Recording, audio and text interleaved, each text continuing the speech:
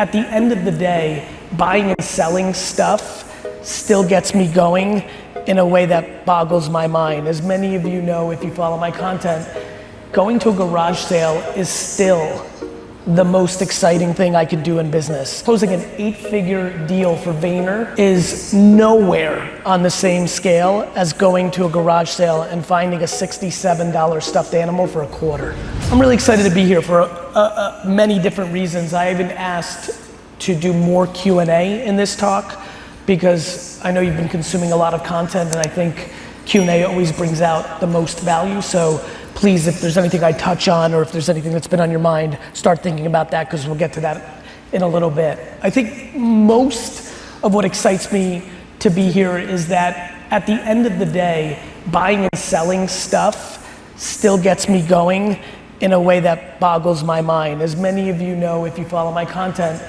going to a garage sale is still the most exciting thing I can do in business. Like closing an 8-figure deal for VaynerMedia is nowhere on the same scale as going to a garage sale and finding a $67 stuffed animal for $25. And I think about that a lot because I'm really saying it no bullshit. Like, it's really where my chemicals are. And it's funny, where I was in my career when the aggressive reselling on Amazon and other platforms happened, kind of put me in a place where I wasn't able to like fully go there because I was so deep in operating multiple things at the time.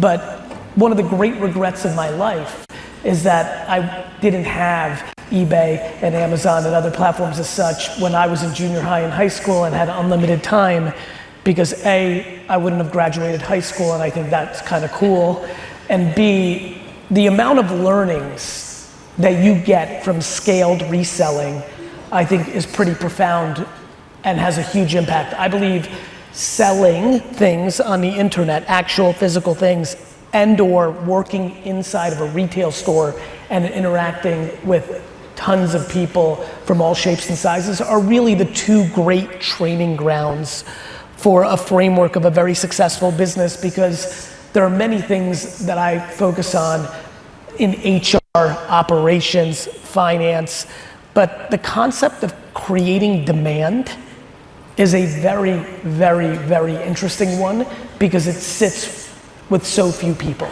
When I think about the room and I think about the panel and I think about the content that's been spread, demand creation excites me and will always excite me. As a matter of fact, it's the framework of what I think I want to talk to you about today, which is, as I think about the majority of the room, because I know a lot of people here do different things, I always try to think about what is the one connective tissue that the room may have so that what comes out of my mouth is actually valuable while I'm on stage and is universal and is potentially the thing that is not being focused on the most. As a matter of fact, the young lady that was just up here, I grabbed her right before I went, oh, there she is. Like, I grabbed her and I said, look, that TikTok thing you just said was really good.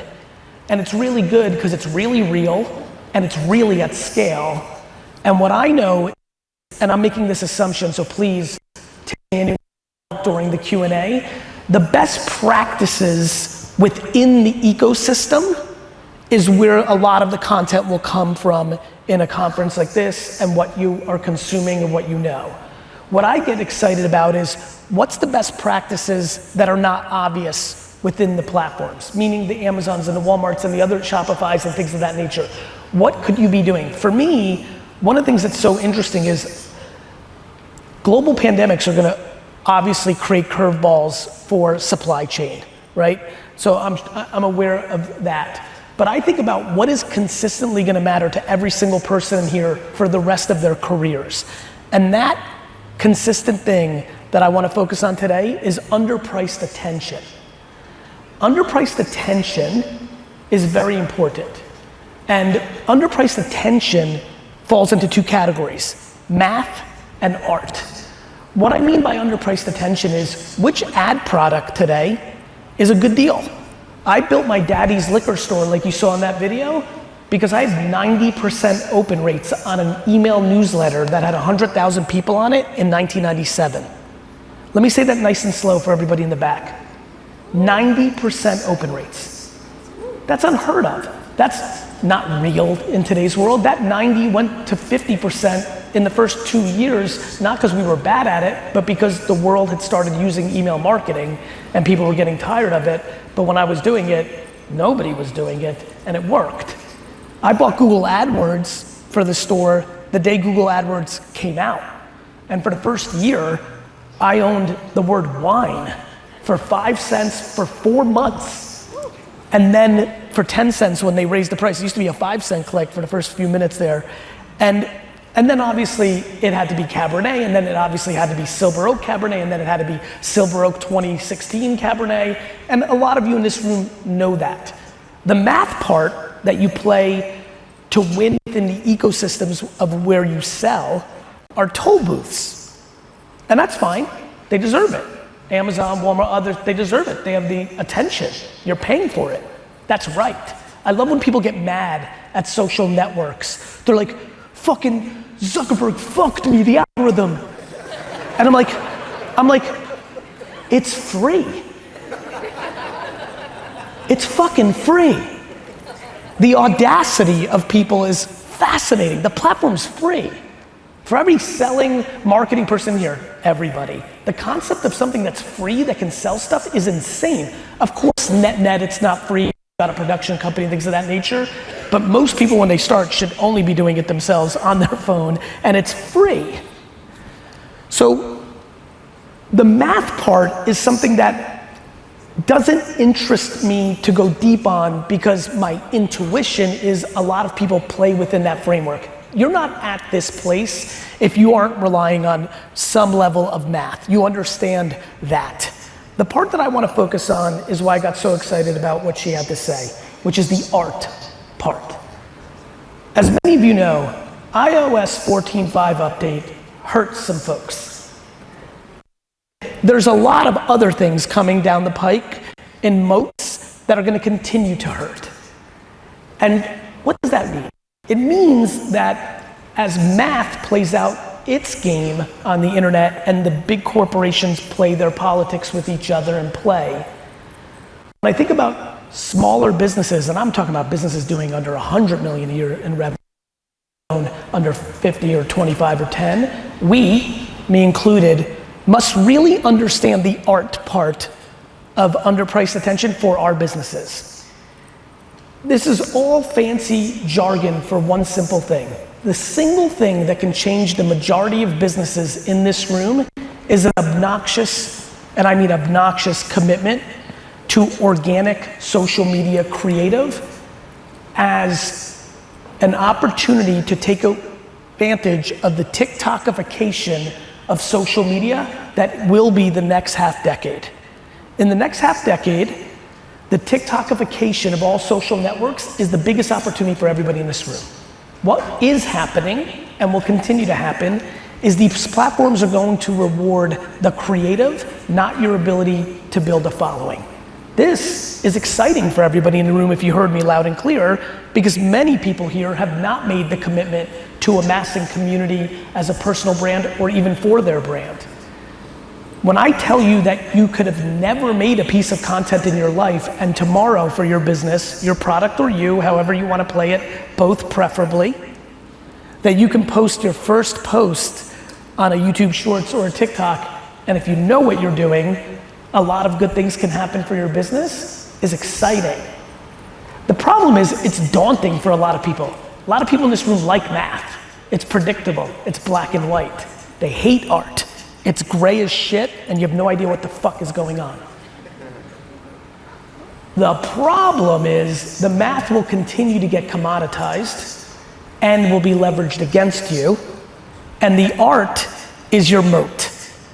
Branding, instead of math-based digital sales, and marketing and content and creativity are a battleground that this room must take much more seriously than it has in the last decade, because it will be the protection to allow you to have the margins you'll need to sustain your business, because what's actively happening is the math is being run to take all your margin. Let me say it nice and slow. The math is being run to take your margin when you don't sell product within your own self. When you sell somewhere else, the data is being collected. This is good. They deserve it.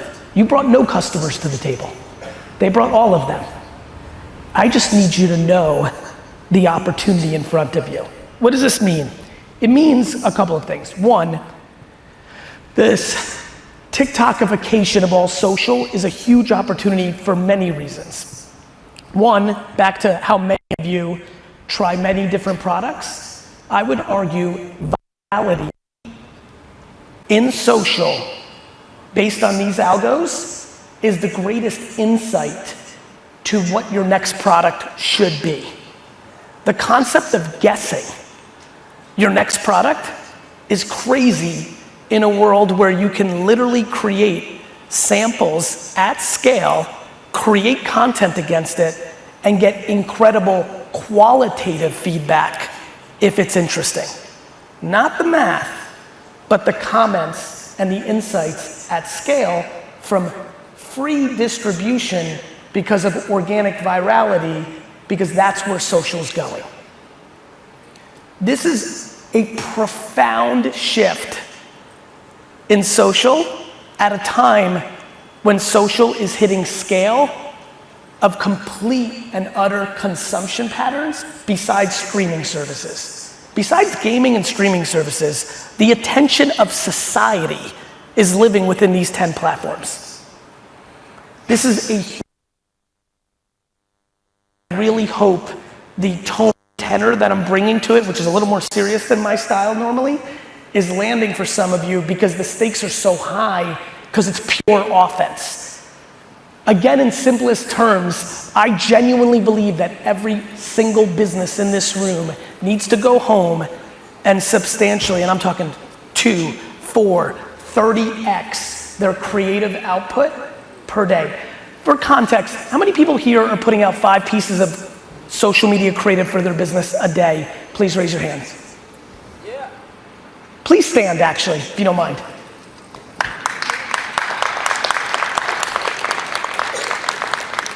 This is a fucking disaster. Thank you for these pioneers, good shit. Thank you. This is, can you keep these lights on because I want to see the crowd? Thank you so much. This is huge for me, personally. I come to talks at this point in my career singly for the email that I get in 3 years from some of you about that this was the talk that made you do the thing that made the thing happen. To have an audience of this level of skill in this category of business and to have such an extraordinary low percentage of people that are even putting out 5 pieces of content a day in a world where if you're doing $2 million in revenue on your business, you should be considering 10 a day, is just a massive opportunity. Again, what we're talking about is something everyone should fully understand, which is social media is where brand is built. Social media is driving an extraordinary amount of sales. It's also changing in a way that it hasn't for 15 years. The reason I'm personally so excited about it is in 2006, my life changed because I took all of my savings, all of them, and I invested in 3 companies: Facebook, Twitter, and Tumblr. Obviously, I'm rich now. But the moral of the story is not that. The moral is when I invested in Tumblr, I called my brother AJ and I said, Tumblr is going to be the biggest one of these 3. Thank God I wasn't making videos back then. Tumblr did sell for $1 billion to Yahoo. But let me tell you why I thought Tumblr was going to be the biggest in 2007. Even back then, there was something in my spidey senses that understood the social media social graph was following each other. And because it started young and I watched my brother go through it because he was the first class in college, and by the time we even started VaynerMedia, half the people he was following, he wasn't friends with, they had different interests already. I understood there was vulnerability in it just being about who you followed. But Tumblr, I'm 46, so for the 30-year-olds, 32-year-olds in here, 35-year-olds in here that remember Tumblr's rise when they were in junior high, Tumblr was based on what you were interested in. And I saw stickiness there that I really was dumbfounded by. That has now been manifested. If you look back and you Google my name with the word Musical.ly, you'll see 4 or 5 years ago me screaming at the top of my lungs that you need to get on Musical.ly, when it was, I mean, I thought I was gonna go to fucking jail because it was only 13-year-old girls on there dancing. I remember my team's like, you sure you want to post this? I'm like, fuck it. But I knew what I was looking at with Musical.ly really mattered to everybody in this room and was going to at some point. Obviously TikTok bought it. It is now what is TikTok. If you are not active on this for your business, just going to TikTok right now, if you download it today for the first time or open it the first time in 5 weeks because you're curious about what I'm saying or what you said earlier, if you just search the hashtag TikTok,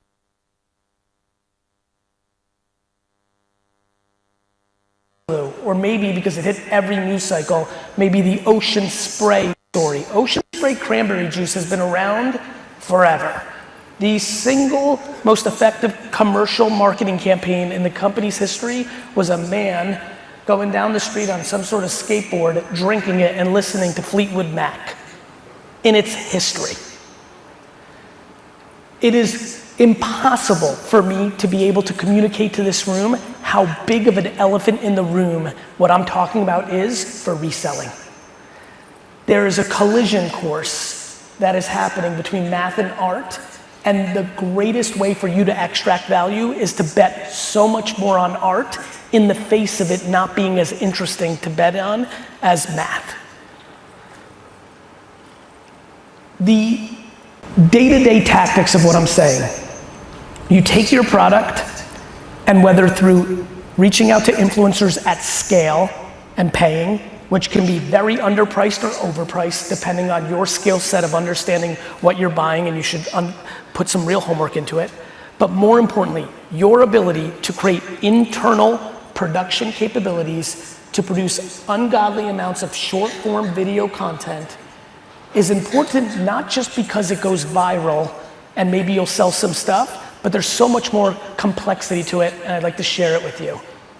Let's just use the boots with the rubber thing. You take the boots, you make a fucking boot video, I don't know, pour champagne in it and drink something out of the boot like my old Russian uncles used to.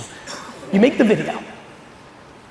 If the video catches lightning, and my prediction is that these platforms are about to go more extreme. Actually, how many people here are producing social media content for their business at all, like once a day? Forget about the 5 a day, like at all as a driver for their business. Raise your hands. All right, a little bit more, but still quite a few not, which is just great. Like, I'm pumped about this. Right now, because about half the room, or maybe we were just lazy this morning, but about half the room doesn't, I just want to update you on how it's been. For the last 5 years on Instagram and other platforms, your views were basically in the same pocket, except the occasional thing, right? They were in the same pocket. It was so based on who follows you. That's a consistent understanding. In TikTok, you can post something and get 600 views, the next one 90, and then the next one 400,000. I actually think that extremity over the next decade is going to get more extreme on every platform because it's in the best interest of the people on the other side. So I think those numbers could get as extreme as in 3 years from now, we're getting videos, depending on how good you are at it, where you're getting 7, 20, 50, 30, 90, 4 million. Why is this important? Today, if you take action this week on this talk, as we clarify through Q&A, which is why I wanted to do more, because I'm sure there'll be questions, and you say, fuck it, I'm gonna do this. When something goes viral, there's a very substantial thing that has to happen. One, and very few people are doing this at this point, you have to turn that brand piece of content into brand formants. So you take the viral post and you rejigger it, you edit it slightly, or you change the copy, you change the URL potentially even in your profile, and you take it and you run ads against it as a performance ad driving to your Amazon, your Shopify, your own site, or wherever you are. You turn the brand piece of content because consumers have shown you that they're interested in it, and you turn that into the creative ad. These creative ads matter because they're very different than intent-based ads or retargeting ads because they have a different feeling. It's the reason someone buys your product that really matters in this scenario and what the value of that customer is versus somebody you made submit in a pre-iOS 14.5 world on the 17th retargeted ad and they bought it. I mean, I know people who buy stuff just because they got retargeted so much, they just wanted it to stop and they just bought the fucking thing. That's not a good relationship. But also, it's the insight.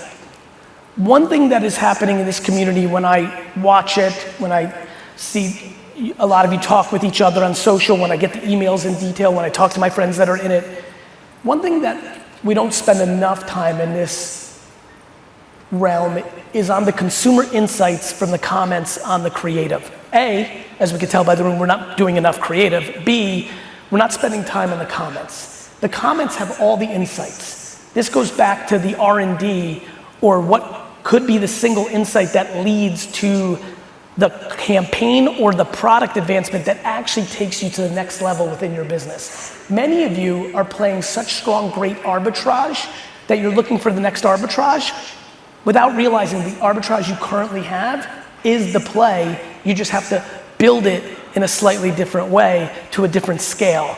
That comes from the marketing side. That comes from the art side. That comes from the consumer insights side. So when the post goes viral, the ability to turn it into a direct response ad that I know will play for this room is important, but the ability to understand how to then make a $20,000 video that takes the insights you got from that one piece of social media ad and have the ability to turn that $20,000 video into a biddable streaming service ad as a commercial, Hulu, Amazon Prime, what Netflix is about to do, is the way that a lot more businesses in here on that single product go from $1 million a year business that's running math, arbitrage, and showing up first in a search result within a platform to becoming a $57 million a year business on its own merit that is not at the mercy of the toll booths. To me, that is the most significant moat and opportunity of the next half decade for the profile of this room. Understanding that if you can get religious about social media creative by creating, and I'll go even more tactical. You've got a product, you step back, you decide, we need to make this product relevant for 50 different consumer segmentations. 18 to 22-year-old dudes who skateboard on the West Coast, yoga moms in the Pacific Northwest, diehard Jets fans who grew up in New Jersey, and on and on and on. You create these targets, that then helps you make the content. It gives you a framework of like, okay, because you know what it is, right? I know, like, what am I gonna make? It's like 10 a day, fuck you, you know? When you have consumer segmentations, you kind of understand why you're doing it. You can start conceptualizing to whom and what. You start making this creative and you let the algorithms work in your favor. Everyone's boo-hoo-hoo about algorithms because they wanted a couple more likes. This room can build their absolute empire on the back of algorithms. They're empty pipes. They either beat you or you beat them. And I feel like this is a room that wants to beat them. I really do. I don't think you're at this conference for kicks and giggles. I also think this room is full of shit, like every room, because they talk about grinding and doing things, but they tend to stay on the things they like. We all do. I do too. And I really understand how awesome it is when you understand quant and math and all these things, and you understand the platforms and how they work and best practices. The problem is, that's a commoditized piece of information. It just is. And of course you can outgrind it and this and that. The bigger problem is the platforms decide when they want to be more profitable. Let me say that one nice and slow. The platforms decide when they want to be more profitable. So what you need to do is you need to be able to build demand across all platforms so that you're not one-dimensional and you're stuck. Most people have one punch. You need to mix it up. You need to mix it up. And no question, the biggest opportunity by a country mile for this room is to get way more serious about social media. Let me tell you why social media. Marketing is important for everybody in this room. Do you know what sales is? Like sales DNA that I'm so proud of, that so many of you do in here digitally? It's just bad marketing. Sales is transactional. These fuckers, they didn't show up first when I searched sneakers. They didn't retarget me all over the internet. Nobody knocked on my door and said, would you like this? I'm buying this. You understand? No question, the biggest opportunity for this room is to make the product that you want to sell something that people want to buy forever. Forever.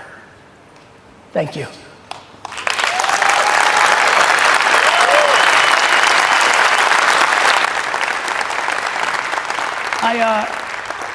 By the way, I know I produce enough content that maybe there's something that I've been putting out that you're interested in that I didn't decide to touch on today. You could go anywhere with the Q&A, but I really appreciate you guys. And I hope the tone and tenor is understood by those that know me in this room.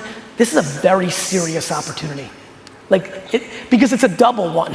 It's kind of like when I called all my dad's Russian uncle friends in LA when Uber came out, because I was an early investor. I was like, this is gonna be a problem. They laughed at me. They laughed at me.